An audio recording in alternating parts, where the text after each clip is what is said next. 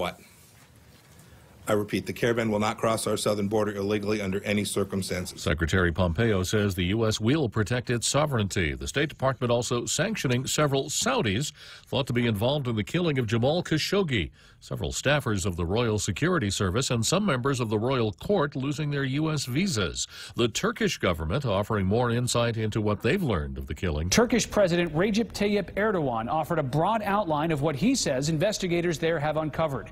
That a hit team traveled to Istanbul, disabled security cameras in the Saudi consulate, and prepared to murder Jamal Khashoggi. Erdogan also asks for the location of Jamal Khashoggi's body and says Saudi teams were inspecting forests near Istanbul and in the northwest before his murder. Fox's Rich Edson at the State Department. President Trump and Russia's President Vladimir Putin will meet again on November 11th in Paris, when they both attend ceremonies marking the centennial of the end of World War I.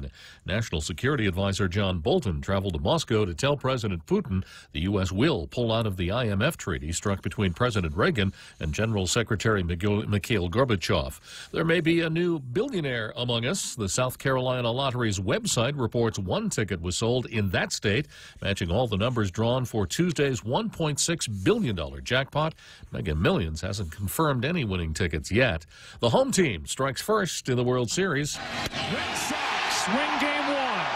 Joe Buck with the last out on Fox Sports as Boston beats the L.A. Dodgers 8-4. The big blow for the Sox, a 3-run homer in the 7th from pinch hitter Eduardo Nunez. This is Fox News. Enjoy a world-class breakfast in historic Talafofo at Jeff's Pirates Cove. Serving as both a military dispensary, recreation, and rehab center for pilots after the war, Jeff's Pirates Cove offers a taste of local history while you start your day with a delicious omelet or steak and eggs. If you're on a budget, pick up one of Jeff's $8 breakfasts, all served up with endless coffee. For reservations and information, call 789-COVE. That's 789-2683. Start your day at Jeff's Pirates Cove. Open daily at 8 a.m. in historic Ipan Talafofo. The problem isn't just not being able to hear or understand, or having to tell people to speak louder. Sometimes the frustration is having to repeat yourself too many times, or speaking so loud you're almost shouting. At Guam Hearing Doctors, we understand that hearing problems affect both sides. One of our goals is to help your hearing for those around you. Call us at 989-TEST to learn more. A former Supreme Court justice announcing a disheartening medical diagnosis. Sandra Day O'Connor, the first female Supreme Court justice, revealing Tuesday she's in the early stages of dementia and that she will be withdrawing from public life. In the wake of increasingly uncivil political rhetoric, O'Connor offering a different message. Her son Jay O'Connor speaking out on her behalf on Fox News at Night. My mom strongly believes that you don't get anywhere by yelling at one another, and that's true of both sides. After retiring from the court in early 2006, O'Connor founded a software company aimed at teaching civics. She's 88 years old. In Washington, Sean Lanchel, Fox News. Wednesday's planned questioning of Deputy Attorney General Rod Rosenstein has been postponed. The chairs of the two House committees looking to question Rosenstein say there is not enough time to ask him all of the questions they'd like to. A man accused of killing a female University of Utah student was a registered sex offender who spent nearly a decade in prison after pleading guilty to trying to lure an underage girl online. Former prosecutor saying 37-year-old Melvin Rowland was caught in an online sex crime sting when a police officer posed as a 13-year-old girl. Police say that he shot and killed 21-year-old student Lauren Klitzkie late Monday and then took his own life. What's believed to be the world's oldest intact shipwreck has been found off the coast of Bulgaria. The ship is a Greek trading vessel found in the Black Sea, according to researchers, at a depth of 1.2 miles. So deep, there's no oxygen, enabling the ship to be preserved for thousands of years. The Black Sea Maritime Archaeology Project says carbon dating has calculated that the vessel is 2,400 years old. It's built to a design previously only seen on ancient pottery. The lead investigator saying the find will change experts' understanding of shipbuilding and seafaring in the ancient world. In London, Simon Owen, Fox News. And I'm Jack Callahan. This is Fox News. And now just a break for the weather report here. This is what we know so far. Guam is now in condition of readiness to Governor Eddie Bozacalvo and Rear Admiral Shoshana Chatfield, Commander Joint Region Marianas, have placed the island and military installations respectively in Core 2 as of 12 p.m. today. Core 2 means typhoon strength winds are possible within 24 hours. And U2 is upgraded to super typhoon status. A tropical storm warning remains in effect for Guam. Tropical storm conditions are expected for Guam late this afternoon through Thursday evening. At 12:43 this afternoon, Typhoon U2 was about 190 miles east of Guam. U2 is moving west-northwest at 12 miles per hour and is expected to continue this motion through Friday. The current track brings U2 through just south of Tinian early Thursday morning. Maximum sustained winds have increased to 150 miles per hour. U2 is expected to pass near Tinian as an extremely dangerous Category 5 typhoon. The governor and the admiral expect to declare Core 1 at 5 p.m. this afternoon. Stay tuned for updates as information is made available by the Joint Information Center and the National Weather Service. If you can dream uncommon design and unprecedented engineering, you define the 2018 Lexus. The boldly designed IS Sport Sedan's aggressive design stimulates the senses. Advanced paddle shifting puts the exhilarating performance of the IS Sport Sedan at your fingertips. With deep, luxurious seating, the ES350 offers an ultimate level of comfort, while cutting-edge engineering delivers a thrilling drive. Put yourself in a 2018 Lexus. Now with special incentives. At Adkins Kroll.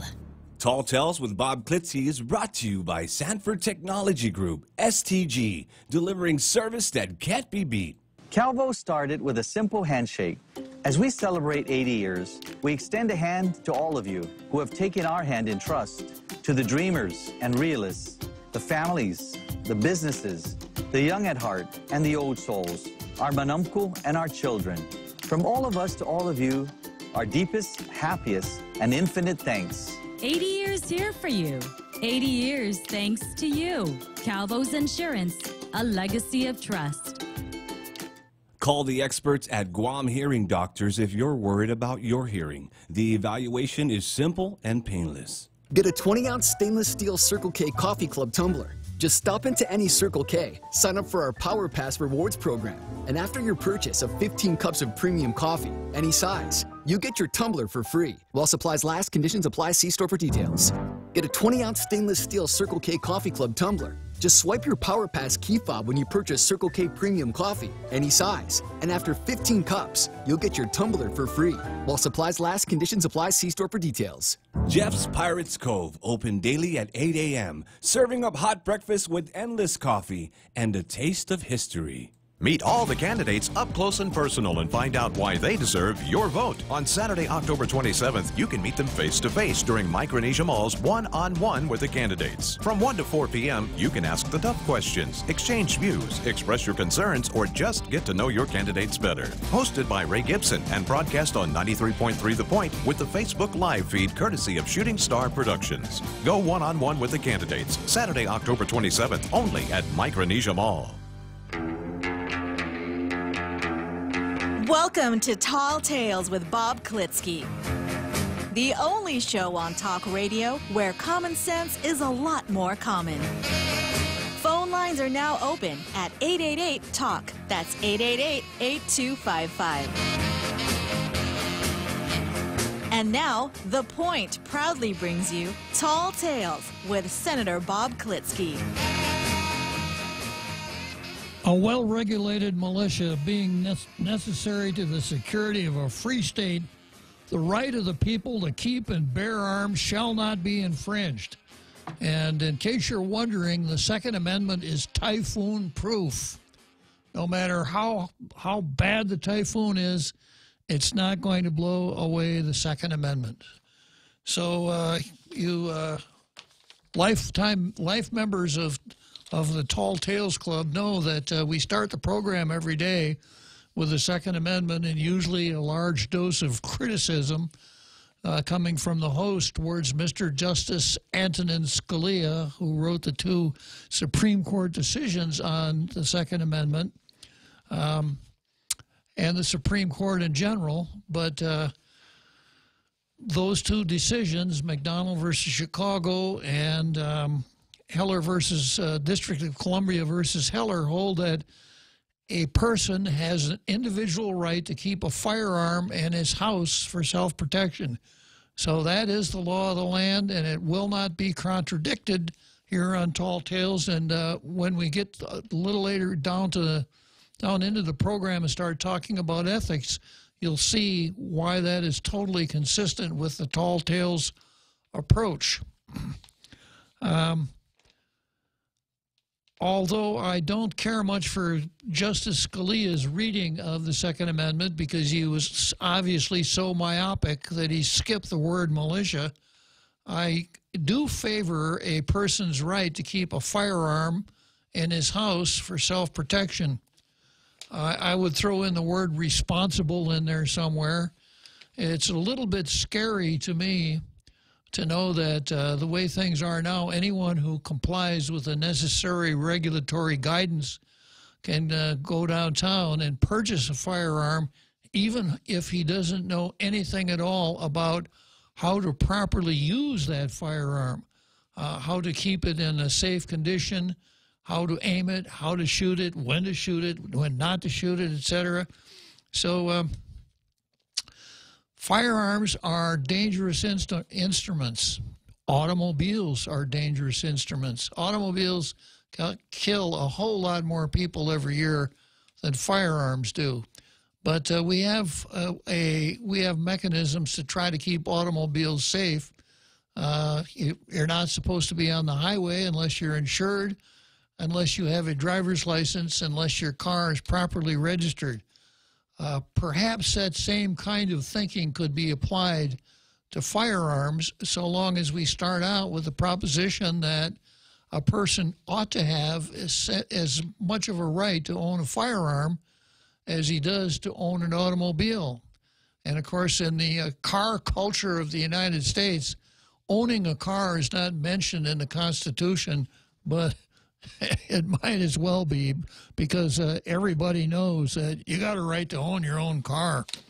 So when we do the Second Amendment, I try to spice it up a little bit with some of the things that I glean relevant to the Second Amendment, and I will also kind of tell you where I'm coming from on some of the issues that arise in the context of the Second Amendment. So in that spirit, I'm going to tell you that Town Hall this morning ran a story called "Parkland Dad Lashes Out at Gun-Grabbing Democrats." So, of course, you can just guess what word caught my eye there. And starts out by saying it's easy to forget that not everyone with close ties to Parkland went full on anti-gunner. After all, look at what the media has put forward for us to look at left and right since the massacre took place. You'll recall that was that school shooting in Florida, Parkland. We've seen David Hogg, Emma Gonzalez, Delaney Tarr, and numerous parents who sit and tell us how evil guns are. It's easy to forget that they're not the totality of Parkland. One notable exception has been Kyle Kashuv, who has made a name for himself slapping down his classmates for their stupidity. But he's not alone. Andrew Pollock lost his daughter in the tragic shooting at Stoneham Douglas High School in February. While many who survived the shooting have become anti-gun advocates, Pollock has taken a different approach. In a tweet sent Thursday, Pollock pointed out just who was responsible for failing to protect his daughter. And here's a hint, it's not the NRA. And did not accept House Minority Leader Nancy Pelosi's pledge for more gun control proposals. What and who failed his daughter, according to Andrew? First of all, Democrat policies.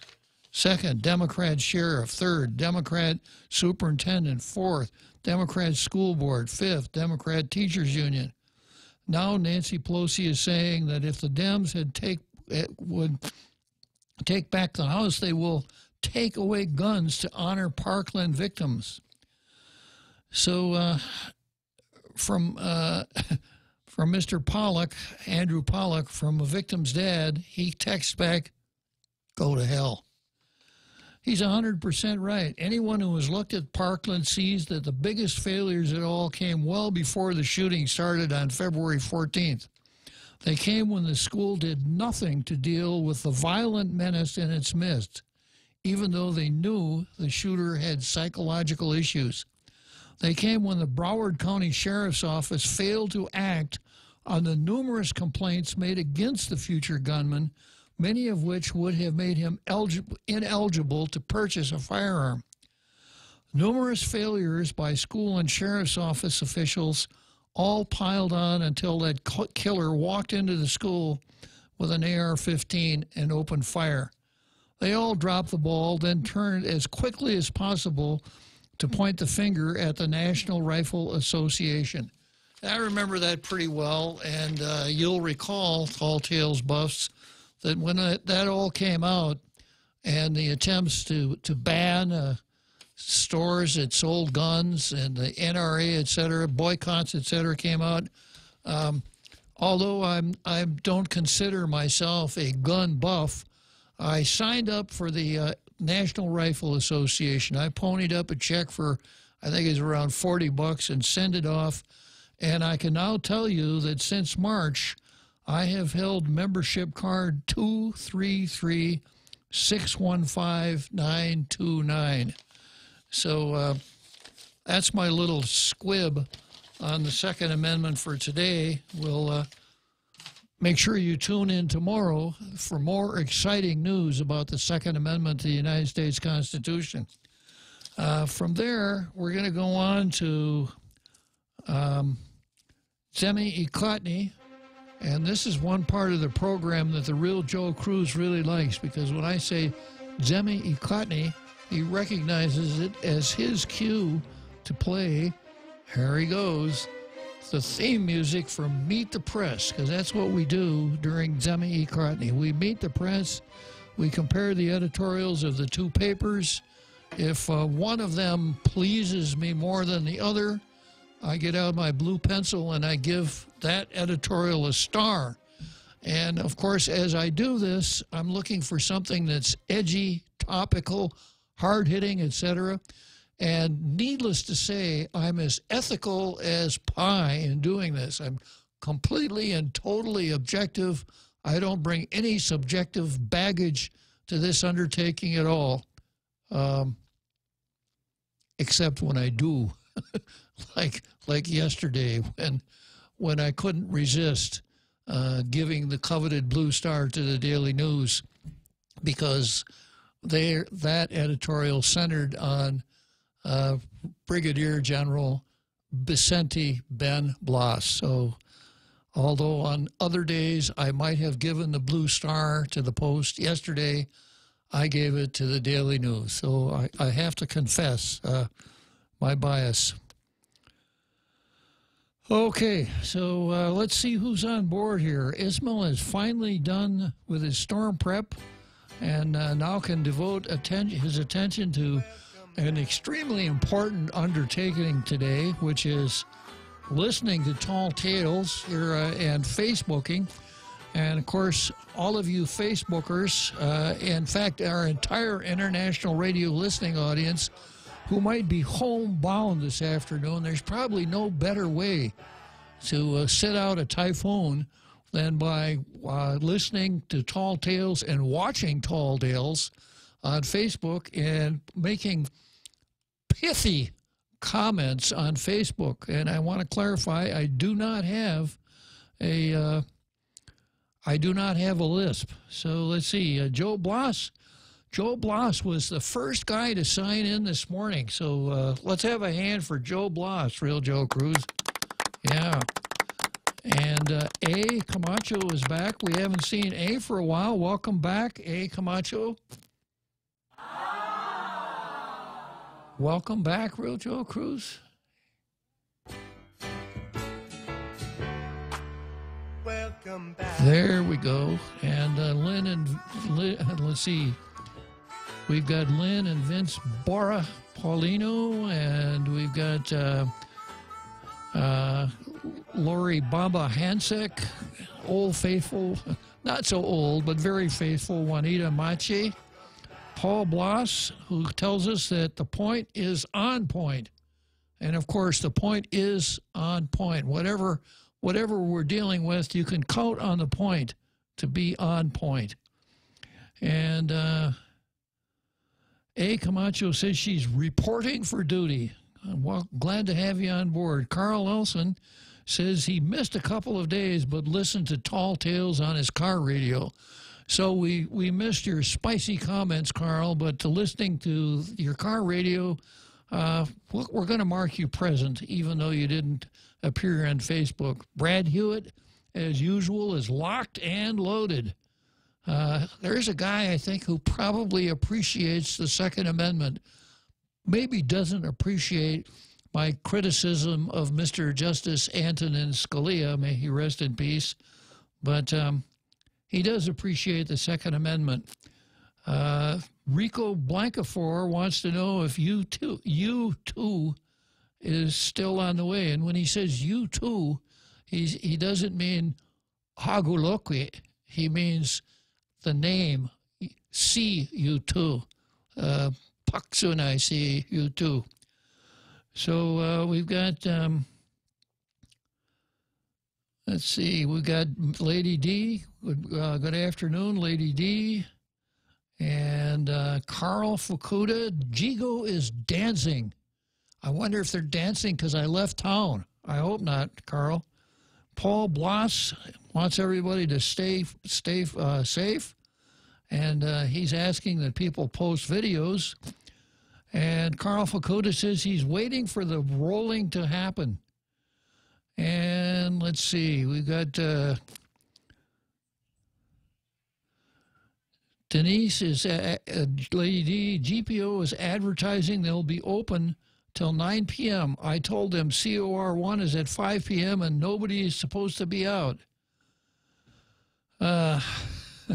And then Brad comes back and says that driving is a privilege, firearms is a right. Well, someday we'll get into that privilege dichotomy, Brad. It's perhaps not quite that simple, but for the purposes of today, since we are dealing with a storm, I will give you credit for making a good point. And the ability to keep a firearm in your house for self-protection is indeed a personal right, according to our Supreme Court. Carl Nelson, what about driving with firearms? That's Carl's question. And then that also suggests another question. What about firearms when you're drinking beer? I think we'd have to call in an expert witness on that one. Maybe Ray will call later on this afternoon. Ismael Velez finally got to listen to Bob, done storm prepping. And then Rico says mainstream media are so fast to blame the tool and quick to ignore the perpetrator. It's cliches, but will always be true. Guns don't kill people, people kill people. True enough. Bruce Dinsman reports from Chalampago that it's raining and blowing. And let's see, I think that's pretty much the end of my Facebook comments for now. Let me check my iPad and see if I've got anything there that I missed.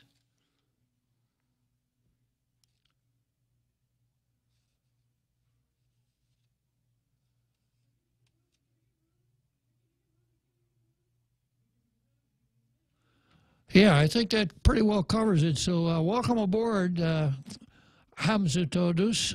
So given all of the life members that we've got on board, I think we've got a quorum, and we can launch into Zemi Ikotny, also known as Meet the Press. We're going to deviate a little bit today on Meet the Press. I'm going to let the topic go back to ethics, which we started yesterday, for a couple reasons. I think there's still a lot more discussion to be had about ethics. And then second, I've got a really thin calendar today. People just aren't fighting with each other enough to fill up the Tall Tales calendar. So the only new items I have on the calendar are Guam Election Commission versus Rachel Taimanao Aduzu, and Rick Duenas versus PDN. And Rick Duenas versus PDN is kind of interesting. I hope we can get there. But starting out with the Daily News, testing of civilian areas for Agent Orange should be a priority. Next week, the legislature's Committee on Environment will conduct an oversight hearing on testing for Agent Orange on Guam. While the military has denied the chemical was ever used outside of Vietnam and Thailand, some veterans who were stationed on Guam say they used the defoliant and herbicide here to control vegetation. One of the most outspoken veterans, Leroy Foster of Florida, died October 18. More concerning for residents, however, are statements from Foster and others who reported using the chemical outside the base. During the hearing, representatives of the EPA will discuss efforts to conduct off-base tests, and they will update lawmakers on the status of an investigation involving abandoned drums. That's like oil drums. That's not like kettle drums or snare drums. Found in the area leading to San Carlos Falls and Petey. Off-base tests for the Agent Orange were supposed to begin November 11, but according to a memo from the acting speaker, she has received no update on the off-base tests. She also hasn't received any answers about what the rusty drums might contain. Testing for Agent Orange used off-base or in formal military areas now under civilian control should have been a priority in this process. While the military denies the chemical was ever used here, testimony from numerous veterans is enough to warrant an investigation. Any areas under military control are cordoned off from the public by a fence, but jungles, rivers, bays, and properties where the military once operated are now used by civilians. If the veterans are correct, those civilians could be exposed to toxic chemicals. That is a health concern and a potential problem that needs to be checked out as soon as possible. So, yeah, Agent Orange is one of those topics that, you know, it's going back to Joe Schlumpka. Any politician that uses the word Agent Orange is going to get some pretty good earned media out of it. It's almost as though it were a magic word, or those are magic words. Agent Orange. We got to do something about Agent Orange. I'm not going to minimize the seriousness of the possibility that we have Agent Orange contamination on Guam. I may, from time to time, minimize those who would capitalize on using that term as a means of getting earned media. Maybe not. So this is what I understand about Agent Orange. Agent Orange is not orange. It's a liquid, perhaps a clear liquid, and it is a defoliant. When you spray it on vegetation, it makes the vegetation die. So if you remember your history of the Vietnam War, all the newsreel footage you saw from Vietnam and all the Ken Burns stuff, etc., you'll remember that there is dense foliage in Vietnam. We could call it jungle, right? So the theory was by taking the leaves off the foliage, it would be easier to find the enemy in Vietnam, whether it was the Viet Cong or the North Vietnamese Army. I'm going to take 5 here and come back and talk a little bit more about Agent Orange before we go to the Post editorial. I'm John Gibson. This is My Word. Sometimes vast family fortunes are lost in later generations. For instance, Yale University is exhibiting a painting from the 1600s in England called The Paston Treasures. The painting is a depiction of a display of priceless objects the Paston family had collected and retained in family possession since medieval times. The Paston family owned vast tracts of land and had been extremely wealthy for hundreds of years, and the painting was to commemorate the many valuable things Pastons had accumulated over generations. The collection included over 600 decorative art objects, items like shell cups, crystals, musical instruments, and paintings of untold value. Of course, not all rich families stay rich forever, even if they've been rich a very long time. Hard times come. And over the years, each of the Paston treasures in the painting were sold to other collectors. For the exhibition of the famous painting, some of the objects in the painting have been located and will go on display alongside the painting. Let the Paston treasures, the painting, be a warning to today's billionaires and their heirs. All that remains of the Paston family's vast riches is a painting of it. I'm John Gibson. That's my word. My opponents have attacked me lying about who I am or what I would do as your governor. So I thought you should hear from me. These attacks are flat-out lies and meant to distract you from the fact that they have failed you all these years. I am the only person running for governor who is a mother, grandmother, and a nurse. The truth is, I believe that when making decisions about her reproductive health, a woman should be guided by her family, priest, or doctor, not the government. They also claim I have a conflict with Bank of Guam. The truth is, banking is a highly regulated industry, and I will follow the law as I always have. Josh and I have plans to stabilize our economy and promote real growth to make healthcare more affordable, to provide resources to our police and fire departments, and to truly make education a priority. I am Lulian Guerrero, and I approve this message because you deserve to hear the truth. Paid for by the committee to elect Leon Guerrero Tenorio. Tony Sanford, Treasurer. We now return to Tall Tales with Bob Klitzkie, soaring over the confusion with his superpowers of truth. Call 888-TALK. That's 888-8255. Yep, 888-8255. And when we have those breaks, it gives me a chance to check out the Facebook comments, and I got a couple here that I want to bring to your attention. One deals with priorities. Now, you know, priority, the P word, is so often used in conversation around here. Anybody in the government, especially senators, if you ask them what the first letter in the alphabet was, they'd probably say P, because they use the P word, priority, so often. Education is a priority, and law enforcement is a priority, and healthcare is a priority. And introducing resolutions is a, well, yeah, maybe it isn't a priority, but it's kind of like a priority. And going to the Matais is a priority. Anyhow, they use the word priorities a lot. And then the Daily News in its editorial said, well, you know, testing outside the base for Agent Orange, that should have been a priority. The headlines, our view, testing of civilian areas for Agent Orange should be a priority. So I'm about to consider making an appointment, and that is that for the Tall Tales Nation, I may appoint Rico A. Blancaflor as the superintendent of priorities, because Rico is somebody who certainly understands what priority is all about.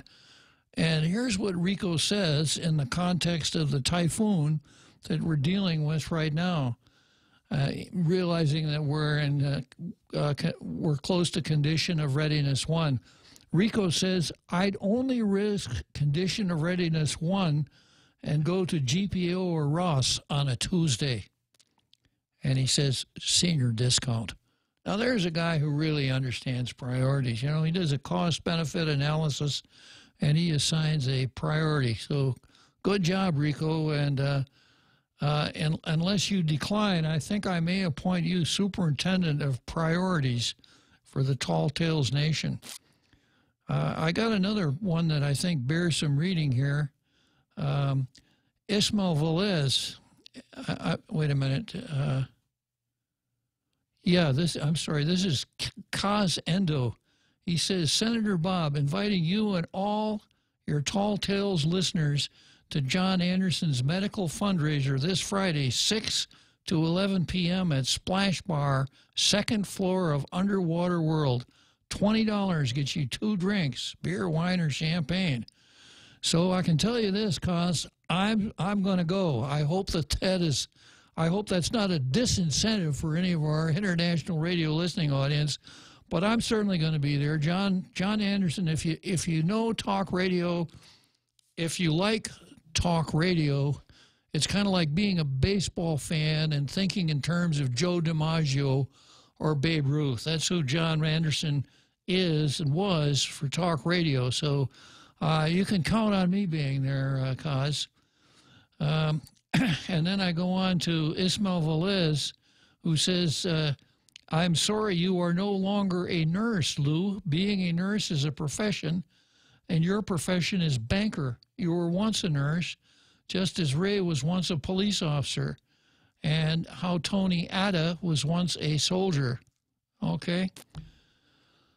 I guess I could chime in there. I was once a lawyer.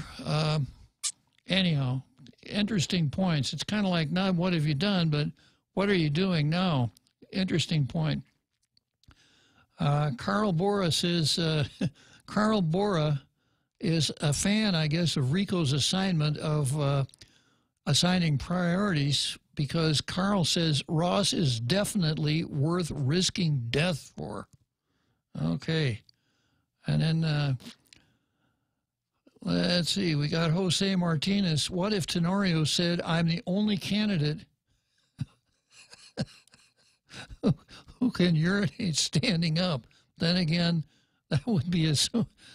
maybe I should leave that one alone. Ismael Velez. More of the same. Jose Martinez. Is Tony Atta the only candidate able to speak on veteran issues? So good going, guys. You're really kind of poking some holes in some of this campaign rhetoric. Is the only time that a person could speak about something is when he has done it himself or is doing it right now? That would make it pretty hard to carry on a conversation about most things. It'd be impossible to be a talk show host, because you guys expect talk show hosts to talk about all kinds of things, things that we've done and things that we haven't done. So interesting comments as usual on Facebook. And by the way, you Facebookers, I really appreciate your comments. And I'd also appreciate it when you're on looking at Facebook, if you click on that button there that says share, do your friends a favor and share with all your friends so that they could have all of this enjoyment of being on Tall Tales with you. And also, once again, the phone number, international phone number, 1-671-888-85, as you were, 8255, 888-8255, 888-TALK. And Kaz says, perfect, looking forward to seeing you. So I really, I hope that as many Tall Tales buffs as possible can come down there, because I'd kind of like to do a little face-to-face with each of you if it's within your power to come to that John Anderson medical fundraiser on Friday night. Okay, so back to Demi Cotney. I was explaining the Agent Orange phenomenon and pointing out that a sure way for a politician to get some earned media is to use the phrase Agent Orange. And this is what I understand about Agent Orange. I mentioned that it was used in Vietnam to take the leaves off trees and other plants in the jungle, making it easier for American soldiers and Marines to find Viet Cong and Army of North Vietnam soldiers. The Army, Marine Corps, all the military services have plans to compensate their veterans for service-connected injuries. So if you are in the Army and you say during training you break your leg and the bone doesn't heal correctly, and you wind up, say, with a limp or a leg that doesn't function properly, chances are that if you went through the Veterans Administration processes, there would be a compensation for you. In other words, money. But you have to be able to prove that you were in the service at the time and that your injury was service-connected. And it's a bureaucracy, but it's there, and it works, as I understand it, much of the time. So with Agent Orange, the situation was the same. If you were exposed to Agent Orange and you developed a service-connected injury because of the Agent Orange, then you would be entitled to some compensation. Now, the proofs would be really, really hard to prove, perhaps not to prove that you were in contact with Agent Orange, but to prove that your service-connected disability is the result of exposure to Agent Orange. So the Veterans Administration struggled with this for quite some time, and then Congress came up with a solution, and it was a political solution. And here's the political solution that Congress came up with, as far as I understand it. Anyone who was actually in Vietnam, that is, who set foot in Vietnam during the Vietnam War, and who was stricken with a list of various maladies, diabetes, non-Hodgkin's lymphoma, things like this, would be awarded compensation without the necessity of proving the exposure or proving the nexus between the exposure and the illness. So the presumptive list was what the Veterans Administration would look to when it determined compensation. It got a little bit more complicated because that list also, in a sense, was inheritable. So there are certain genetic abnormalities that exposure to Agent Orange can cause. So it could be that the children of people exposed to Agent Orange were stricken with these maladies. So that's my understanding of how it worked for Vietnam. It doesn't work that way on Guam. First of all, there's a question of whether or not there was Agent Orange on Guam. If there was no Agent Orange, then obviously no compensation. And the presumptive list does not apply on Guam. So Leroy Foster was, I think, the first guy who came out and said that that he saw Agent Orange on Guam and that he helped spray it, etc., and that he had several maladies that would be on the presumptive list if the presumptive list applied. It didn't apply to him.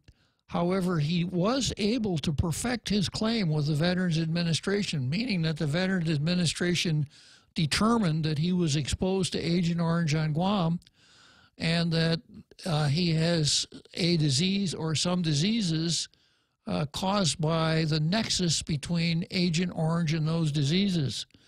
So in a sense, that book is partially closed. So there are other veterans who are advocating that more in-depth study be carried on to determine whether or not Agent Orange was actually stored here or used here. And the next step then would be to get Congress to make the presumptive list apply to Guam. Now, a senator, I think from Georgia, last year introduced a bill to that effect. As far as I know, the bill hasn't gone anywhere yet. So the ultimate goal for veterans who are interested in the Agent Orange question is that it be determined that there was Agent Orange used on Guam, therefore stepping foot on Guam during the time that a person was in the military service and being stricken with one of the illnesses on the presumptive list would amount to compensation. This is my understanding of what it's all about. Now, how that would affect the civilian community is anybody's question. If there are contaminants in the ground, then that whole mechanism would not be applicable for civilians. As far as I know, it's only applicable for veterans. So it would be an open question as to how to proceed after it was determined that Agent Orange was actually used here on Guam. Now, I had a post here from somebody.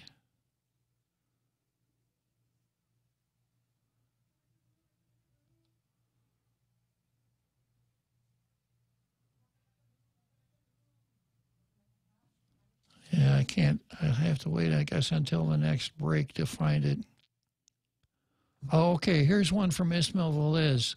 There are many things the VA is just recently starting to acknowledge. Gulf War syndrome, Agent Orange, anthrax vaccine errors, things that are yet to be discovered. Okay, so I hope you would agree with my analysis, Ishmael, that if exposure to those various things results in a illness, then it's possible for the veteran to put on proofs and have that illness determined or that disability to be determined as service-connected, and therefore compensation would be available. That's as much as I know about it, and I'm going to, anybody who has an overpowering desire to call in about Agent Orange, 888-8255. I'm going to go on to the next editorial, which is from the Post. Japan market's nosedive should not be downplayed. The latest tourist arrival numbers covering all of fiscal 2018 were released to the public on Monday, and the results should give everyone a lot to think about. Arrivals from Japan, which used to be the main source of Guam's tourists and for whom the island's tourism infrastructure is geared toward for the most part, have significantly decreased. Japan arrivals in fiscal 2018 slid an astounding 21% from the previous fiscal year. Arrivals have been slipping over the past 5 years, at least for this market, and this has been the steepest drop. Okay, it's time for me to take 5 again, so I'm going to try to finish up Jimmy Cotney before that big halftime show that we have every day at 5, and then come back and we'll talk some ethics. So if you're interested in ethics, remember I told you yesterday that I have a solution to the problem raised by the Post editorial saying that the ethics committee doesn't exist. Well, you want to stay tuned for that. You'd want to stay tuned anyhow, but that's an added incentive. So everybody enjoy the halftime show, and especially that barrage of cannon fire at the end.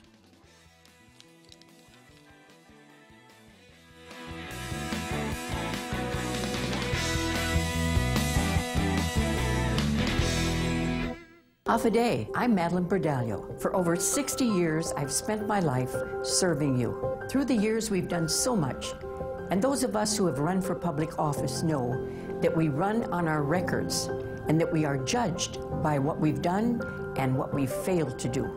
My late husband, Ricky, imparted this teaching moment. In elections, we win some and we lose some. Personally, I know there's immense difficulty in defeat, but it doesn't serve the good of our island or our Democratic Party when we don't embrace the will of our people. So now more than ever, we need leaders who understand the issues and have a plan for the future. On November 6th, I'm voting for Lou and Josh, and I'm asking everyone who wants positive change to vote for them too. I'm in with Lou and Josh, so vote Democrat. I'm Leon Guerrero, and I approve this message. Paid for by the committee to elect Leon Guerrero Tenorio. Tony Sanford, Treasurer. The Point is KU.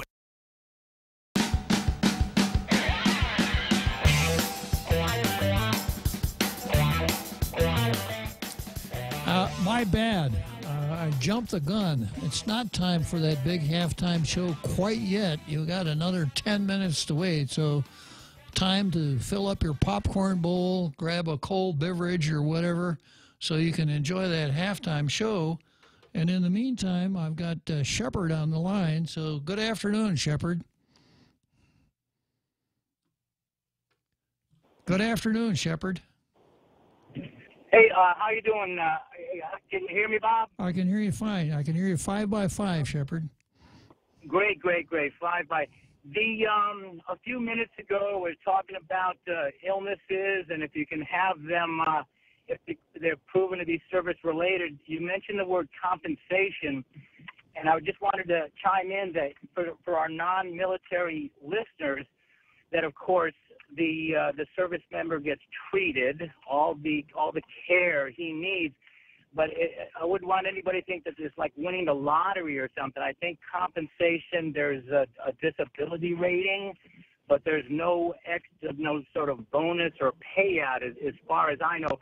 As a retired guy myself, I've remained healthy, so I'm stepping in something I don't really know too much about.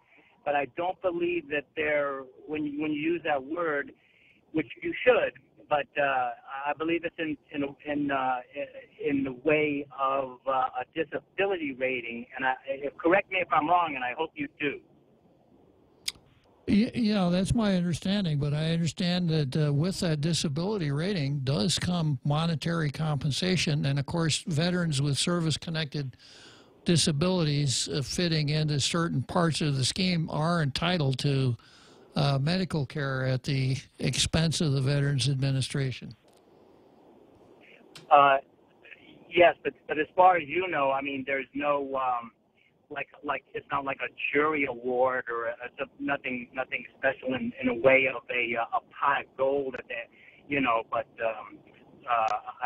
I'm a big fan of the VA, and I know that in some parts of the country there's been extreme slowness and whatsoever. But in my view, I've had very few times to visit them. I've found them to be very professional, and I've been impressed. Okay. Well, that's good, Shepard. I'm glad to hear that. I'm sure that there are a lot of our international radio listening audience who would agree with you, and I appreciate your chiming in. It's not like winning the lottery. And it's not a jury award, as I understand it. It's a bureaucratic process. It's a finite bureaucratic process that takes a fair amount of time to completely understand. That's why there are veteran service reps who will help veterans perfect their claims for disability. Okay, well, thanks for calling in, Shepard. So, got a couple folks telling me it's starting to get windy outside, but it's okay. Just make sure you tuck in, fasten your seatbelts, and as long as you got power and internet, you're in pretty good shape because you're going to be covered right up until 6 o'clock here with tall tales. It takes more than a typhoon to discourage the real Joe Cruz from operating this show, right, Real Joe Cruz? Ain't that the truth? Yes, sir. That's the Real Joe Cruz. So, okay, so we have the Daily News, the Post, calling attention to the fact that we're losing our most important market, and although the gross numbers are up, revenue is down. And this is certainly a serious concern, because tourism is our industry here. It brings in more money than military spending or just about anything else that we do. And, of course, it is fragile. And the point that the Post would make is we really need to find out what it is about our tourist plant here that isn't as attractive as it used to be? Is it because other destinations are more attractive? Other destinations are cheaper? Is it because we're not keeping up our own plant, etc.?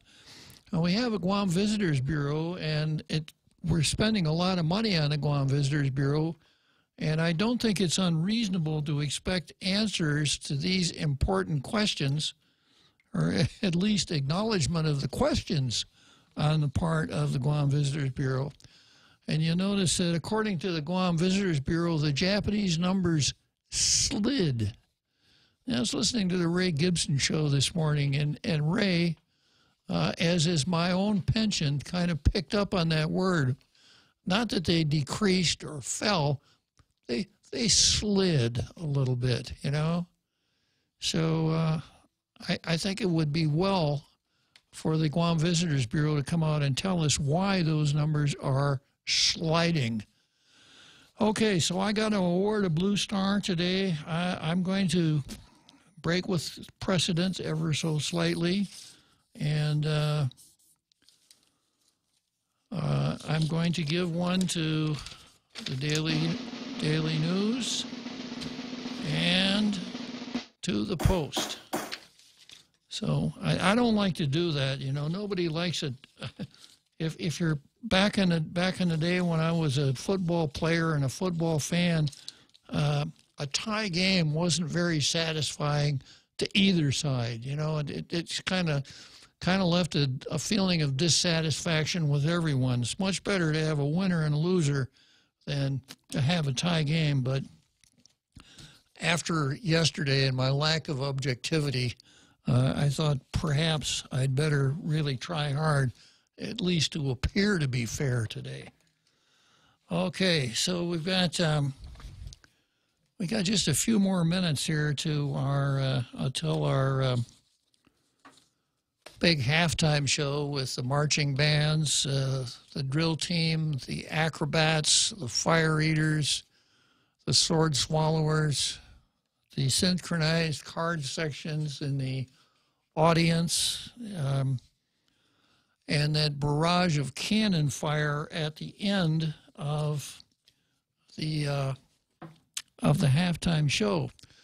Yesterday, the editorial in the Post talked about the non-existence of the Ethics Commission that was created by law about 20 years ago, and talked in terms of, you know, the ethical problems that we seem to keep on having, etc. And I went into a rather in-depth analysis to demonstrate why having that Ethics Commission actually up and running was not a good idea. And I promised that I would have a solution, a tall tales solution today. So that's what I'm going to get into after the big halftime show. And I've got some really interesting material here. I've got an editorial from an online newspaper called the Daily Grind in Evansville, Indiana. And I'm going to give you one name that's connected with that online newspaper that for some of you old-timers will pique your interest. And you're going to say, oh, I want to hear what that guy's got to say. Are you ready for that name? Can I have a drum roll, please? Here it is. It's Stinson. So you want to... And something that I've never done before, I'm going to pick up on another column from the Daily News from Frank Ishizaki. I haven't been much of a Frank Ishizaki fan up until now, but he's got some material in there that I think lays a nice foundation about what I'm going to say. So stay tuned. It's going to be, if you're interested in ethics and government of Guam and ethics, I think you'll find the last half of Tall Tales to be somewhat interesting. See you then.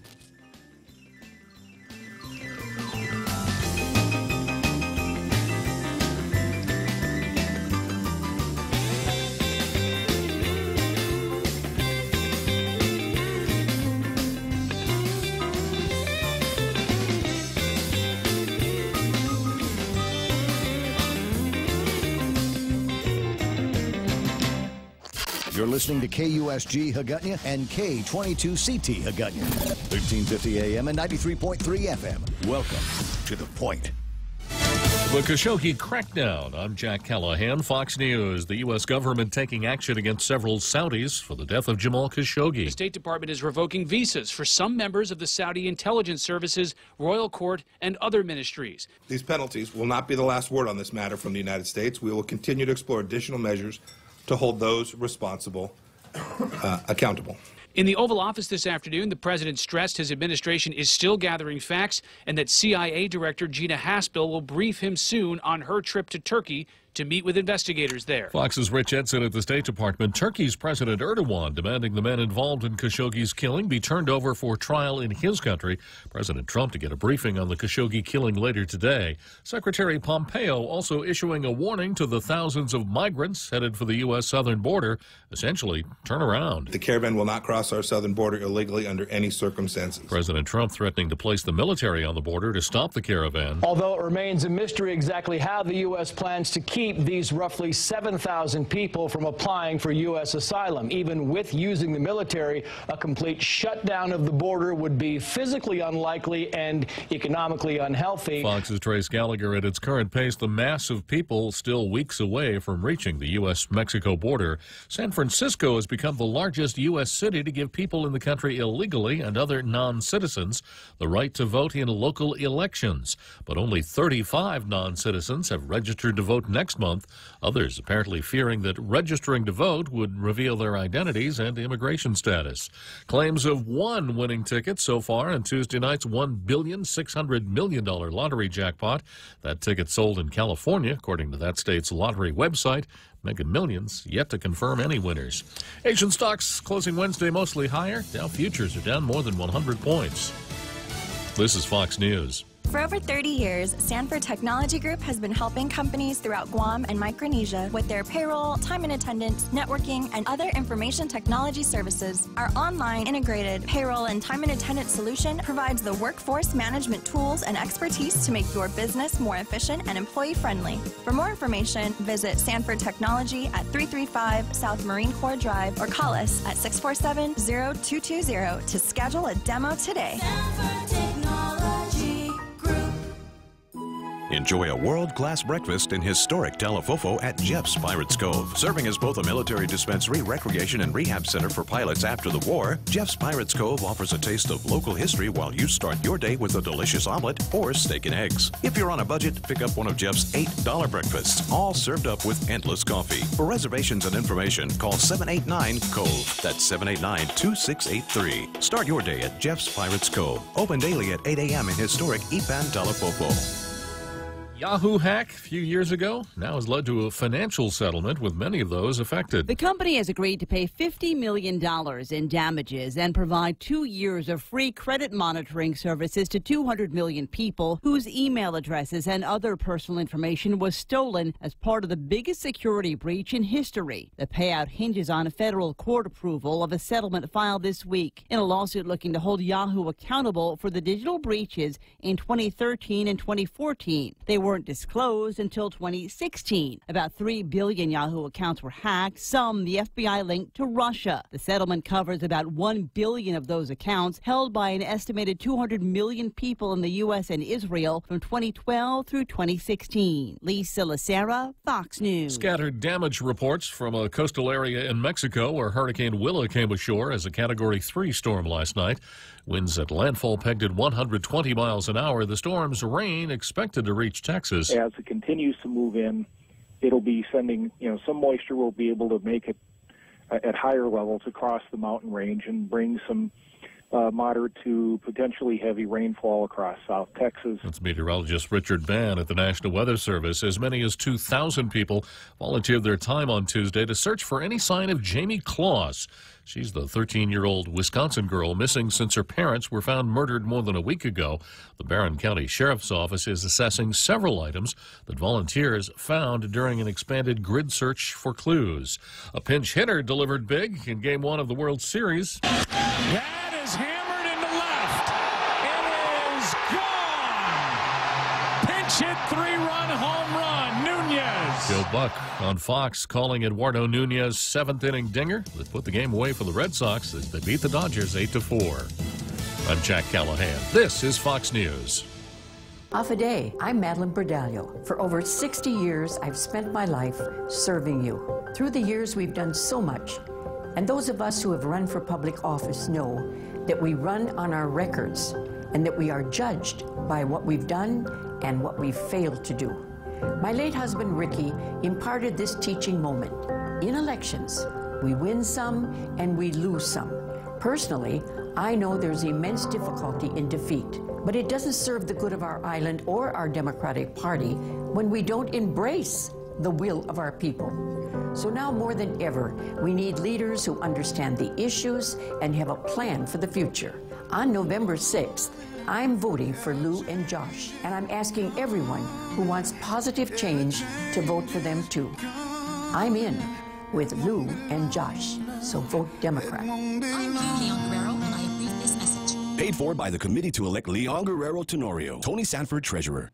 Tall Tales is brought to you by Sanford Technology Group, STG, delivering service that can't be beat. If you can dream uncommon design and unprecedented engineering, you define the 2018 Lexus. The boldly designed IS Sport Sedan's aggressive design stimulates the senses. Advanced paddle shifting puts the exhilarating performance of the IS Sport Sedan at your fingertips. With deep, luxurious seating, the ES350 offers an ultimate level of comfort, while cutting-edge engineering delivers a thrilling drive. Put yourself in a 2018 Lexus. Now with special incentives. At Atkins Kroll. Jeff's Pirates Cove, open daily at 8 a.m., serving up hot breakfast with endless coffee and a taste of history. Fuso trucks are sold, rented, and serviced exclusively on Guam by Morrico Equipment. Available in van body, reefer body, freezer body, or flatbed designs. Fuso trucks specialize in the smaller delivery and service market. Perfect for business on Guam. Serviced by qualified technicians. Fuso trucks are part of the Daimler Truck and Freightliner truck family. Sales, rental, parts, service, and fully maintained lease finance from MorricoEquipment.com. Call Morrico on Ipoh Road at 649-1946. Life is too short to be isolated from the people you love. Hearing loss is the invisible disability. The experts at Guam Hearing Doctors have solutions. For more than 40 years, we've earned your trust, caring for our island's health. Quality care and access to health solutions you deserve. Take care, our island, your health plan. Take care, health solutions that you deserve. Take care, peace of mind to comfort you. Take care, take care, take care.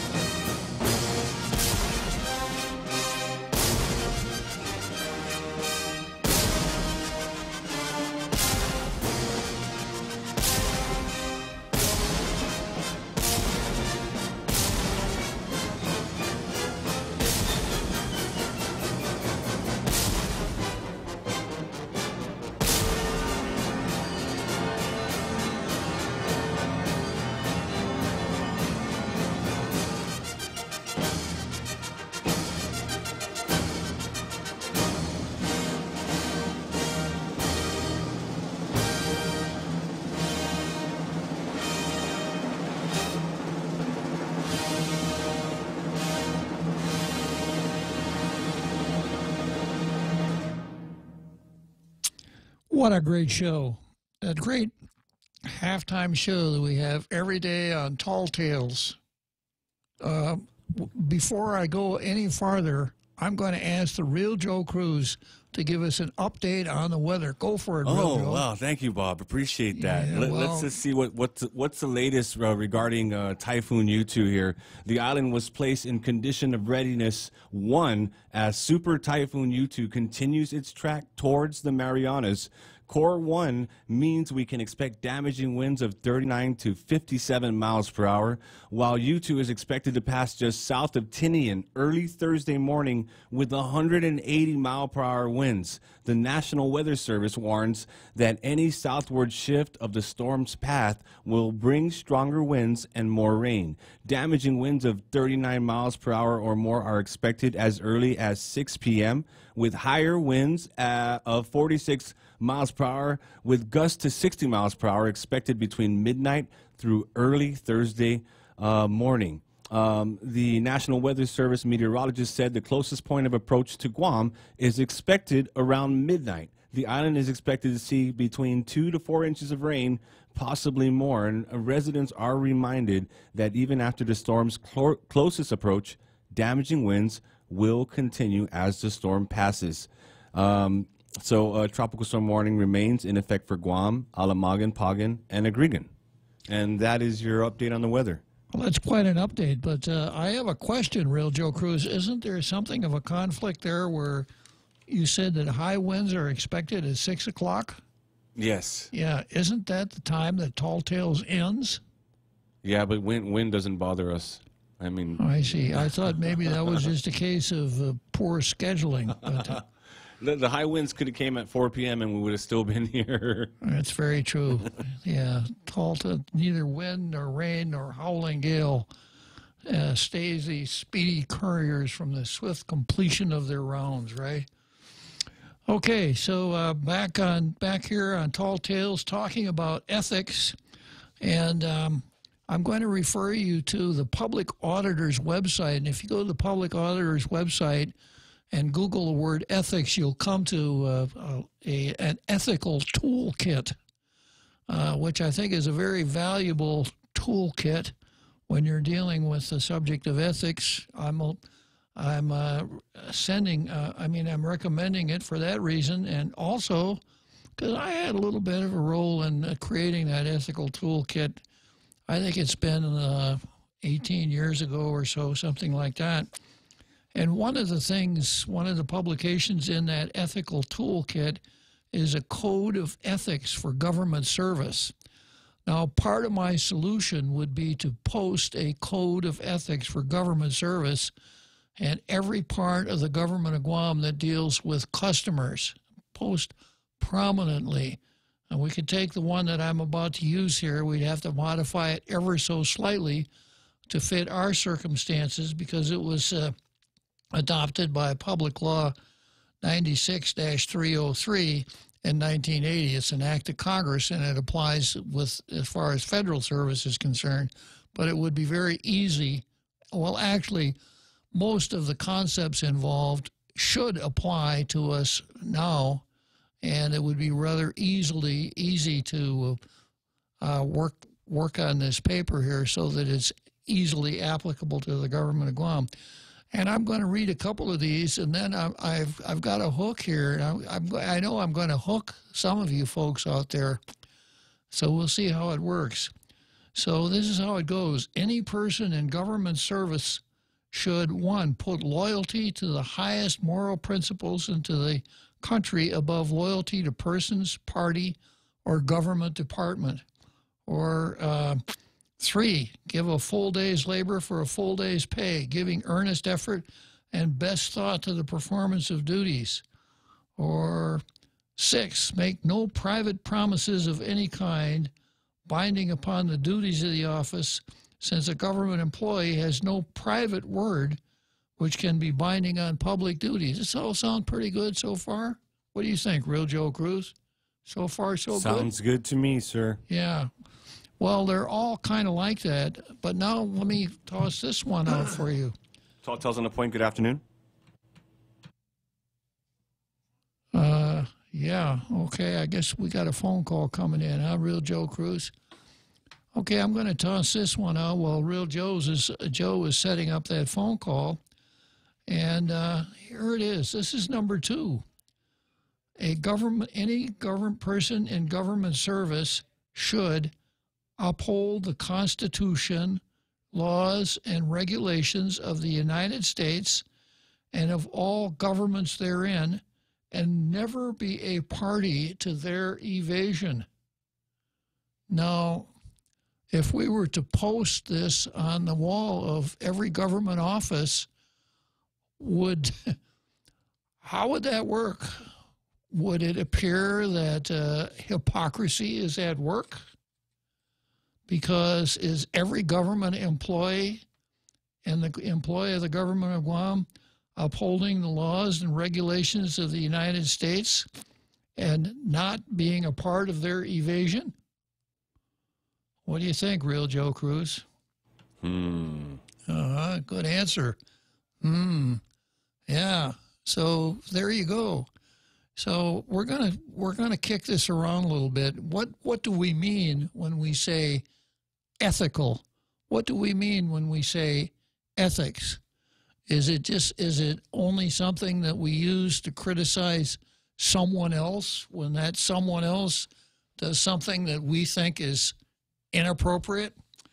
So I'm going to go to Frank Ishizaki's column in the Daily News, because Frank lays out such a nice laundry list here in such a compact form. Frank says, we continue to witness seemingly endless reports of corruption, fraud, and suspicious activities. While we worry about violent crimes, shenanigans by government officials should be of a greater concern. Shenanigans. I plead for an ethical government that will hold its officials accountable for illegal acts. And then he said, we need an ethics watchdog. Well, I don't agree with that, but I do agree with some of the other things he's got here. The Guam Land Trust Commission improperly rubber-stamped 2,877 voidable leases. CLTC not only ratified illegal leases by the director, Michael Bora, for his family, they failed to do their job. The Chamorro Land Trust Commission is a dismal failure. The fraudulent leases were not only issued, they were subsequently ratified. The CLTC monkey shines. Boy, this is a real vocabulary builder here. Monkey shines, shenanigans. Very good. The CLTC monkey shines might be just the tip of the corruption iceberg. The CLTC abuses were so blatant, and yet Mike Bora remains as CLTC executive and Department of Land Management director. Will Bora get prosecuted for fraud, or will the governor pin a medal on him? He might be a contender for the Ovita Nauta Award. You'll remember the Ovita Nauta Award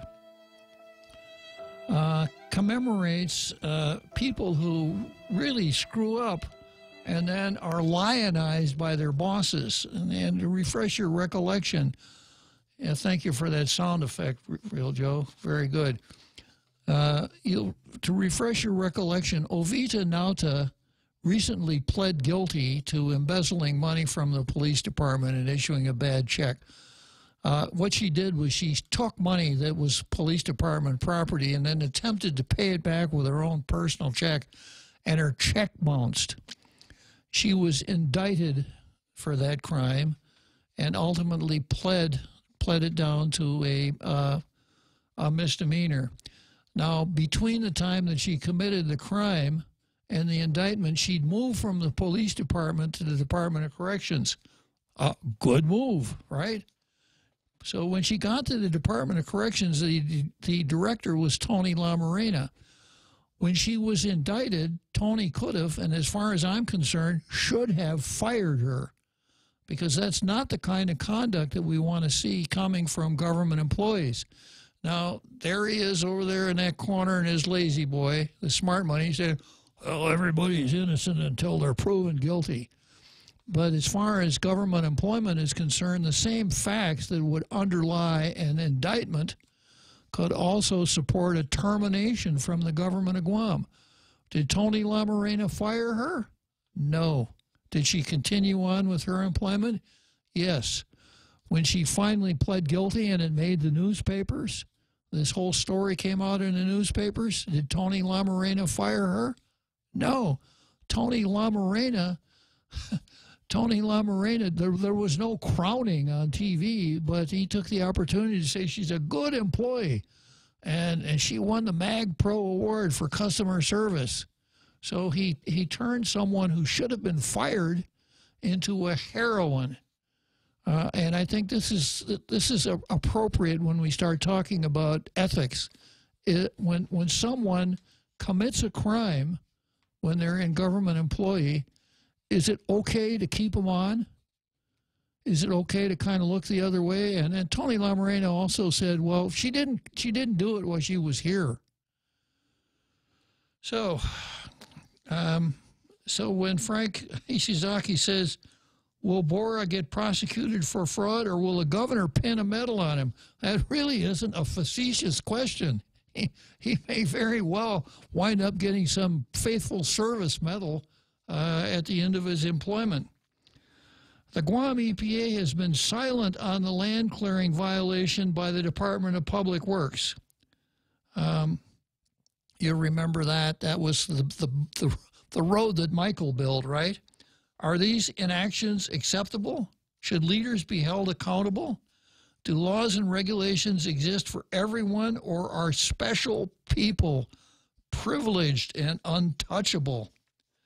The government misappropriated over $4 million in 911 fees to the general fund. Then there was the legislative investigation on the Guam Memorial Hospital that never went anywhere and failed to release findings. All the while, the administration claims crowning achievements for releasing tax refund checks. Don't forget that the refunds belong to the taxpayer. They are not rewards worthy of recognition. How about the claimed $1 million in free vocational education? This is a federal grant which was obtained by Guam Community College President Mary Okada's hard work, not some brilliant gift by this administration. The CLTC land lease scam, the illegal land clearing by DPW, the illegal spending of 911 funds, and the Tenorio Glock Party activities are wrong. Unfortunately, we don't have an appropriate mechanism for public accountability. The mandates of the General Attorney General and Public Auditor are limited.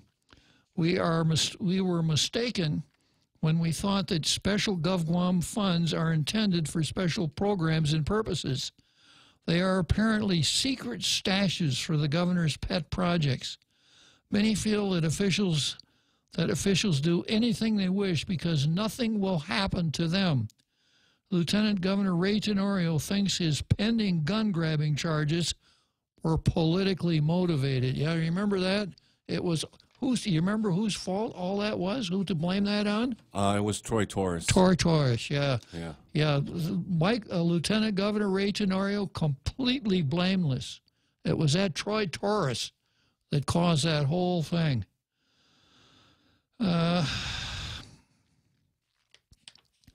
He might as well claim persecution because he is entitled and untouchable. The fact is, however, that he committed crimes, and criminal laws require that he be held accountable, just like everybody else. We need an ethics watchdog, perhaps an inspector general's office or an ethics commission should be created by the next administration. I'd like to see good leadership which will do good things for the right reasons. Now there he's singing to the choir, doing the right thing for the right reason. With the fast approaching general election, voters must elect leaders who will be honest and accountable. That's from Frank Ishizaki. So nice job, Frank. You made a nice list. You only missed the Ovita Nauta one, but of course that has become part of the fabric of Tall Tales now. So someone who, I guess Ray Tenorio, Michael Bora, they're both candidates for the Ovita Nauta Award. No matter what happens, what the final disposition of their situations are. So And then I'm going to go back again now. Remember this Code of Ethics for Government Service? There are 10 items, and I think you would agree with me that 9 of them are exactly the kind of stuff that we'd like to see plastered on the wall of every government office. Number 9, expose corruption wherever discovered. Any person in government service should expose corruption wherever discovered. Can't argue with that, right? But then we come back to 2, uphold the laws and regulations of the United States and all governments therein, and never be a party to their evasion, unless it's something we really want to do, like medical marijuana, and then it's okay to violate number 2. But we want everybody to pay attention to the other 9. Okay, I'm going to go to this, to the Daily Grind from Evansville, Indiana, featuring a gentleman named Bart Stinson. So old-timers would remember Bart Stinson. He's a kid that went to high school here. He had a number of jobs on Guam. He was a reporter for the Daily News, and a really good one. And this is a little bit of a long column. I'm going to shorten it up, but it really has some punchy content. And this is what he said. Our president unfortunately says a lot of things that aren't true. Some of his misrepresentations are unintentional because this is his first government job, and he just hasn't given some of the issues much thought. But some are intentional and self-serving. Sometimes he's obviously more interested in a snappy comeback to detractors than in self-criticism and painful disclosures. His moral resume isn't the greatest, although at age 72, his sexual scandals are probably well behind him. And then, by the way, only Joe Biden was still creeping young women at that age. Leftist churchmen and their atheist comrades consider stubborn evangelical support for Trump the real scandal. And I've heard people say this not only about evangelical support, but support of any kind of a conservative. How can you guys support how can you support Trump when he says all of these outrageous things and the way he treats women, etc.? After all, the libertine arc of Trump's sexual conduct bears some resemblance to Bill Clinton's, minus the Democrats' outright sexual assaults. Are we hypocritical to support a president who boasted in the Billy Bush tapes 13 years ago of kissing young women uninvited? Parenthesis, he never said he grabbed their private parts. Go back and listen carefully. And then, well, some of us are hypocrites, but most of us aren't. Some writers on the left and on the right have observed the similarity of our public discourse to the scripted storylines of professional wrestling. In that line of business, the sympathetic characters are called faces, and the antagonistic, contentious bad guy characters are called heels.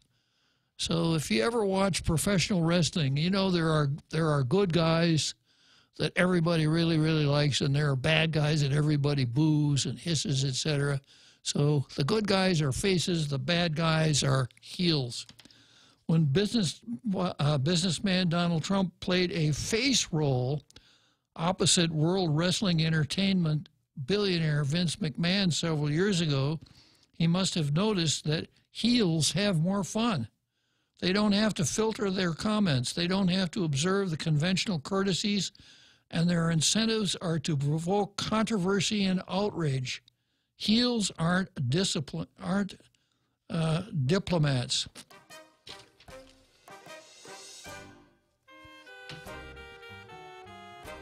Well, you always come up with this music from You know, I really like that music, Real Joe. I forgive you for not playing Dave Brubeck's Take 5. Good call.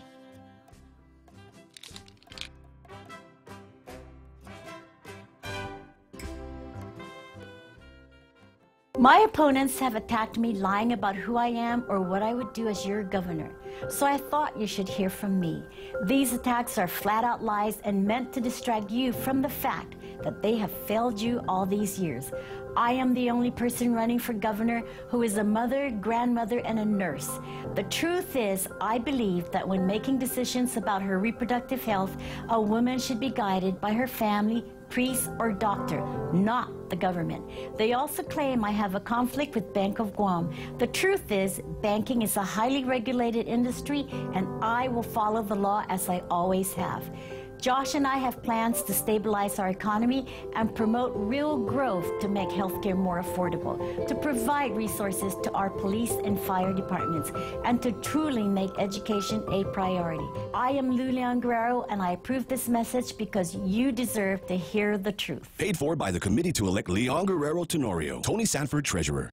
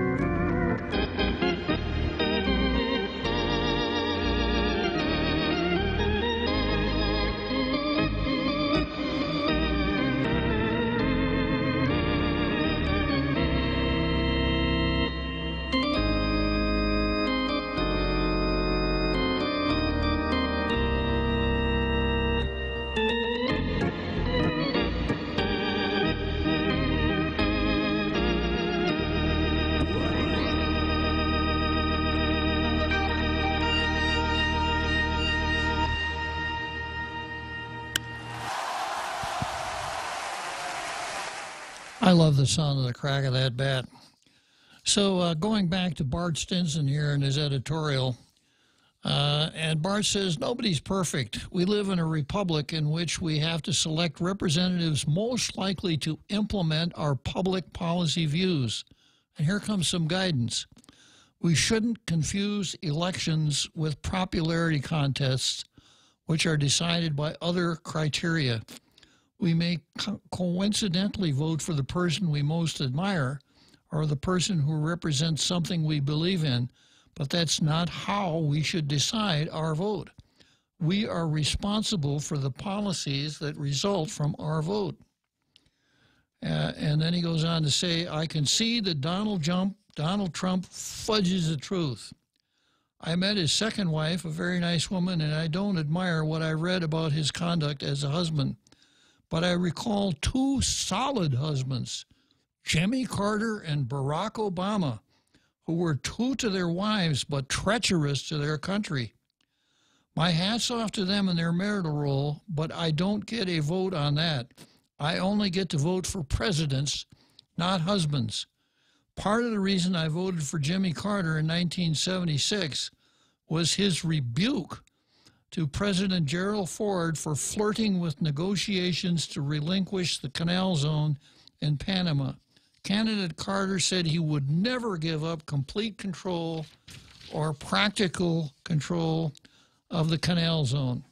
Then promptly upon inauguration, he appointed Saul Linowitz and Ellsworth Bunker to negotiate a treaty to give the canal zone to Panama quickly with a 6-month deadline. That's an example of a lie about public policy, not personnel matters.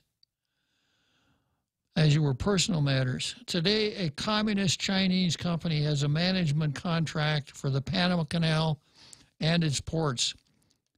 And Bart's bipartisan. Jimmy Carter's successor, Ronald Reagan, signed an immigration amnesty in 1986.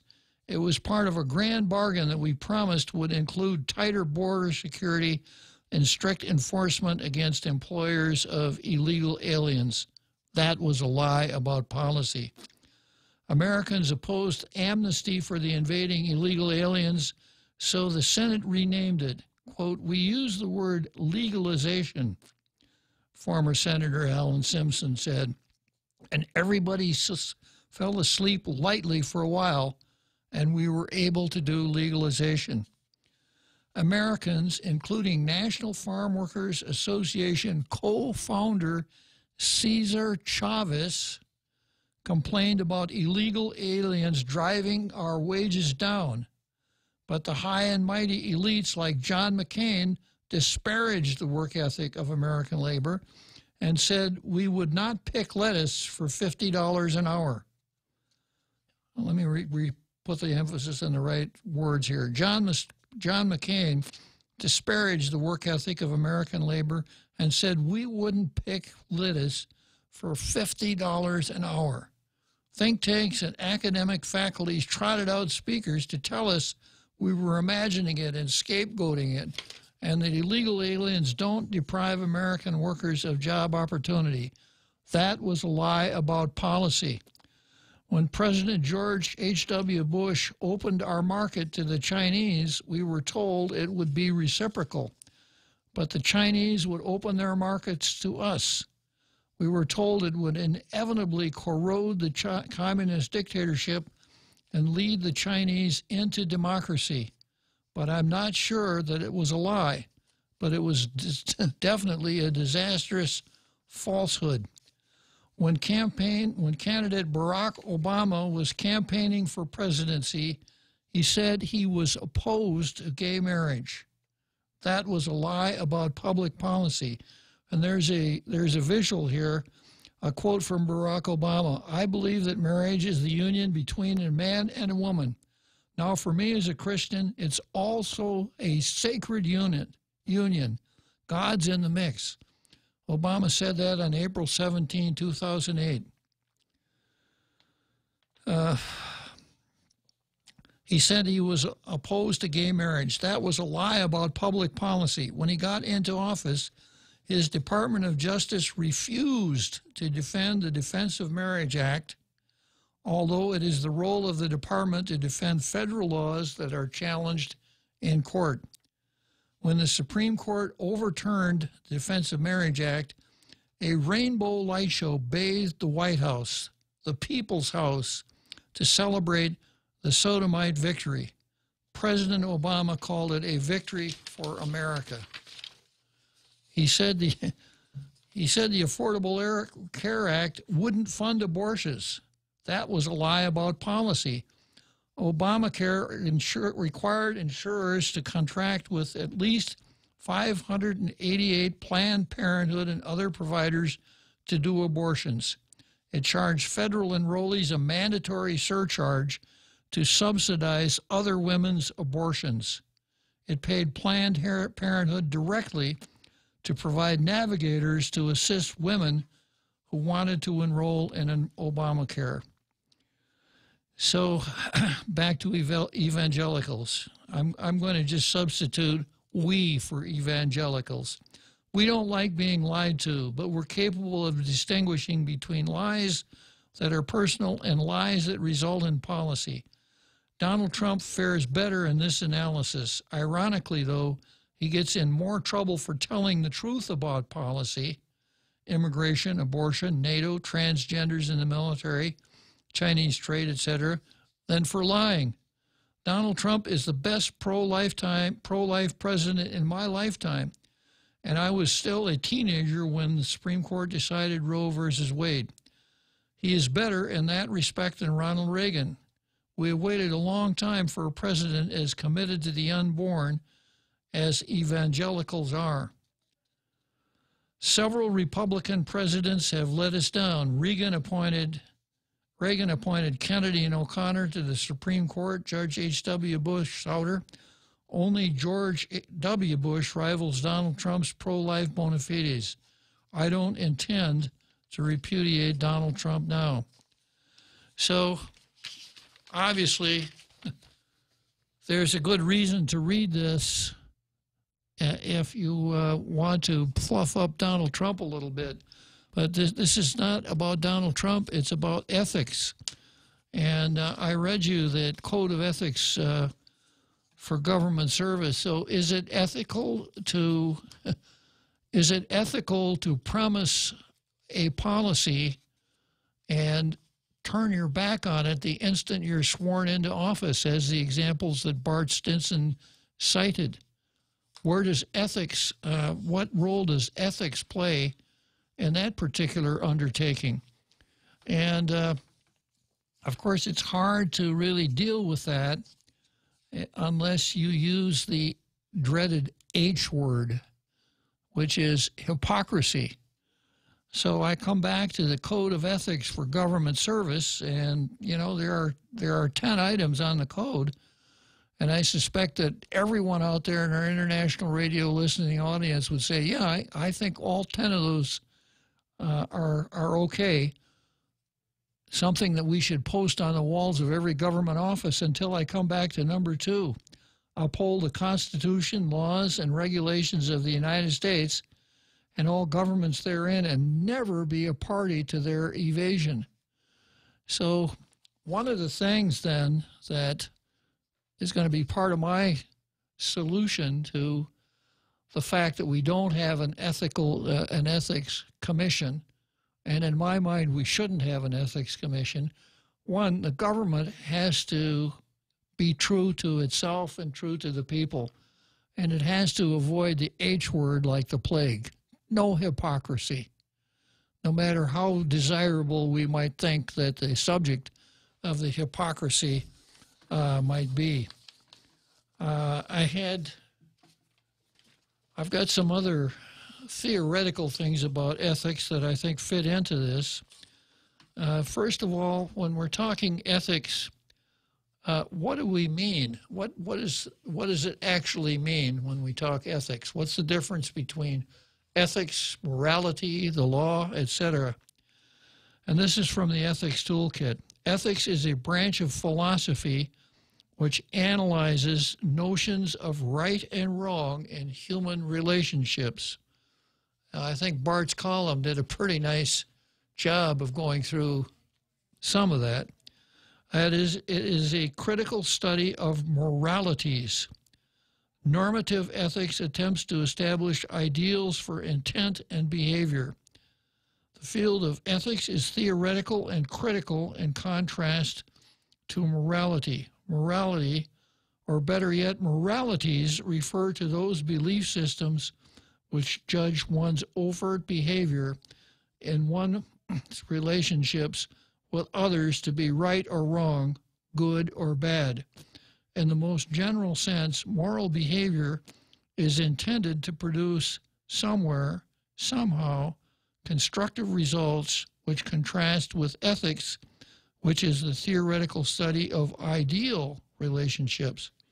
However, the words ethics and morality are commonly used interchangeably as synonyms. I know this is a little bit thick, but I think, you know, if we're going to talk ethics, a little bit of understanding might go a long way. And there are 4 moral systems. There's absolutism, there is relativism, there is contextualism, and professional ethics. Absolutism, there are universal moral principles that are absolute, objective, and exist independent of humans. Like the rules in math, they will not change. And there are 2 types of absolutism. A fixed code, follow a fixed set of rules. For instance, the 10 Commandments. And the second set, formalism, follow a general formula or principle. For instance, Moses' Golden Rule, Confucius' Silver Rule, Kant's categorical imperative. And this is, again, kind of thick, but here's Kant, or they pronounce it Kant. Kant's categorical imperative: act on that maxim which you could will to be universal law.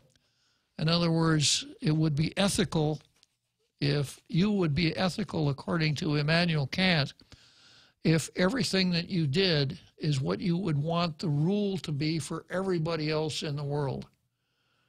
So you would only subscribe to the behavior that you would want to see everywhere.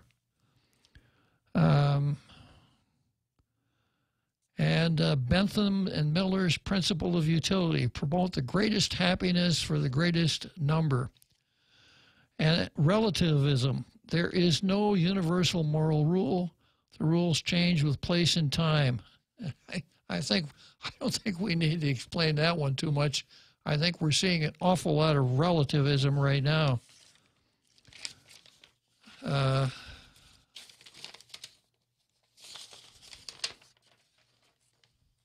Contextualism proposes that there are no universal rules, but one cannot merely follow social custom. The contextualist says one must judge one's own performance when faced with the moral dilemma. You must excel or do your best to develop your character as a person, etc. And then professional ethics. As professional, one's personal opinion or even reasoning is not the issue. One must adhere to the professional code of ethics and in the hard cases apply reasonable judgment. Usually one swears an oath to the professional code. The question is, how should the good professional, the doctor, lawyer, etc., behave? It is not an issue of personal choice. A professional is someone who receives special training and a degree or certificate. There are gray areas where certain people in certain jobs may not be trained professionals, but their career requires professionalism. They should behave as if they were professionals. And, you know, I've left out some of it because, as I said, this is pretty thick. So here comes my solution here with about 15 minutes to go. And let's see, I hope I'm going to get some help from Mr. Akimoto. Okay. Hello, Mr. Akimoto. Hi, good afternoon, Dr. Klitzkie. You sound very professorial this afternoon. Well, and I know a guy named Vince Akimoto, but you sound rather professional yourself, Mr. Akimoto. So right now, I feel like I'm windswept. I'm trying to secure the American Medical Center clinic as we hunker down for this storm. You know, we're in condition of readiness 1, so I'm just worried about your safety, and I'm glad you're there, but you need to get home and hunker down like the rest of us. Well, you know, being on Tall Tales is not like being the rest of us. I guess if you've listened very much, you've detected that already, right? Well, no, that's the thing. You're acting like a true professional, bad weather or not, and we really appreciate you and your producer sticking it out for us. And I guess the only reason for the call is because it does sound like you're winding up this week's conversation, as we've been hearing the politicians all kind of raging about how they're going to improve the island. And this is the really tough thing that I've been struggling with. I've been staying up all night. I wake up early in the morning just to call Ray, and I still don't have an answer. And since you sound very professorial this afternoon, and it just seems like maybe, just maybe, you have the answer to this question. We're talking about professionalism and how it's important for people who are doing an important job, maintain a work ethic and just do their job. How do we justify politicians who say things like they need to keep people employed because they're lifetime employees, or they got to get their retirement, or there's some sort of coddling going on when I hear, and it just irks me, because I feel like if you're going to do a job, then you should be doing the job to service people, not to service your retirement. I mean, I know it's important for people to retire, and I completely understand the need for them to feel settled, but if this government's own intention, and if some of the, well, let's just call his name out, Frank Uggan earlier this week said apparently the reason why the hospital has to suffer, why the hospital will continually be broke, and why he's recommending receivership, which is basically putting the problem into some outside person's hands, is because he doesn't think lifetime employees at the hospital should be bothered with having to do their job or do a job, because I think he's admitted that they're not doing their job. That's why the hospital has to go into receivership. So let me be succinct in my question. Do you, sir, Professor of Tall Tales, believe that government and Guam employees should be employed for simply the reason of getting their retirement? I mean, should we keep people at the hospital, even though we can't pay for oxygen, morphine, antibiotics. People can't get in to do surgery this evening because supposedly for the real reason is we haven't been able to hire enough nurses because we have all these retirees that we're carrying. I know it's a long question, and I know you're a retiree, so this is a loaded question. Should we continue this, sir, and how are we going to avoid going bankrupt like Orange County, Detroit, and all this, Puerto Rico? Is there a way? Can you help me? First of all, starting out with the receiver, I think it's a good idea to bring in someone from the outside who's not a part of the hospital good old boys network and give that person powers that wouldn't ordinarily be available to the administrator to do just exactly what you think should be done, and that would be to clean out the dead wood. Why can't anybody on Guam do this? It sounds like nobody wants to take the trash out. Well, nobody wants to clean the dump up. Nobody wants to say what needs to be said. But, I mean, you're telling me that you agree that that's what needs to be done. Absolutely. And here's some of the difficulty. You know, people who are running for office are still reaching for the 1972 playbook and figuring it's state of the art. Well, if they remember what their cell phone looked like in 1972, they wouldn't be reaching for that playbook too much. I mean, probably didn't read it the first time they got it. Yeah, well, the 1972 playbook is, well, you know, government employees are a huge block of voters. That's most of the people on Guam are either government employees or family. But back in the mid-'80s, we went to the point where the private sector got bigger than the government sector. Now it's 3 times bigger. So that's part of it. People are still back with that old mindset. The second thing is that firing people is being in what I call the bad news business. Cops are in the bad news business because they have to arrest people, and so on. And there's and moms and dads, we're all in the bad news business. I got to tell you to go to sleep or do your homework, or you can't go out tonight. Can we grow up here? I mean, the voters on Guam need to, I think, avoid. You got to get comfortable with being uncomfortable here, folks. If you're telling me that Frank Uggin's, pandering to you is what makes your heart go pitter patter, we're going to suck for a long, long time. I don't think receivership's the answer, and I'm sorry if I'm disagreeing with you, Professor. But there is we're in Court 1, and desperate times call for desperate measures. I think we need to solve this locally, and I think we can fire people. And I'm going to hope that the next governor of Guam and legislature put on their big boy girl panties and start doing their job. Okay, well, the real Joe Cruz has told me that I got to take a break here, but after the break, I'm going to respond to your remarks, Vince, if you want to.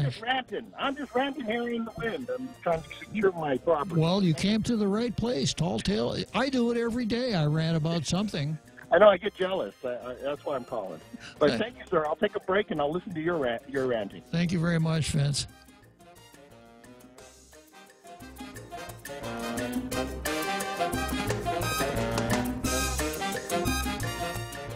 Afade, I'm Madeline Bordallo. For over 60 years, I've spent my life serving you. Through the years, we've done so much. And those of us who have run for public office know that we run on our records and that we are judged by what we've done and what we've failed to do. My late husband, Ricky, imparted this teaching moment. In elections, we win some and we lose some. Personally, I know there's immense difficulty in defeat, but it doesn't serve the good of our island or our Democratic Party when we don't embrace the will of our people.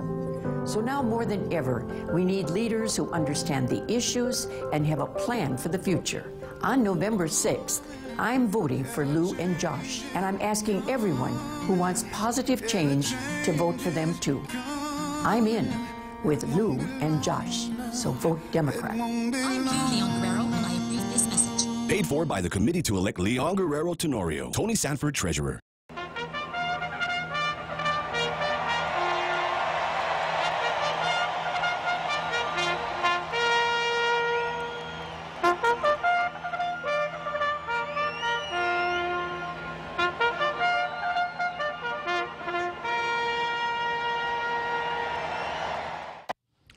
So here we are on the home stretch in Tall Tales. I got about 6 more minutes here to finish up, and I thank Vince. Vince got here just in time with his rant. I would have hate to have seen him had to hang on to that until after 6 o'clock. You know, it would have been a real hardship for him. So Vince is asking, you know, I told Vince that I thought it would be good to bring in a receiver to take over GMH and root out the people that shouldn't be there and get the hospital on the right track. And Vince said, well, why do we have to bring in somebody from outside? And I started out giving him a couple of reasons. One reason is that politicians start out with the 1972 mindset, and they figure to say anything that suggests that a government employee might lose his job is what we used to call, oh, it's political suicide, right? And the second reason is that most people have a natural aversion to what I call the bad news business. Cops are in the bad news business. They have to arrest people. Prosecutors prosecute and so on. And the boss who has to lay people off or fire people probably doesn't leave work at night with a warm feeling in his tummy. But if we're looking for responsible leadership, that's what we've got to have. So right now we're going back to Bart Stinson here. Our elections are somewhat popularity contests. Instead of choosing politicians based on the policies we would expect them to enact. And our politicians want to convince us, people that run for office want to convince us that they're going to be really good at saying yes. You want the road paved in your neighborhood? I could do that for you. A new gym at your high school? Sure, I can do that, yeah.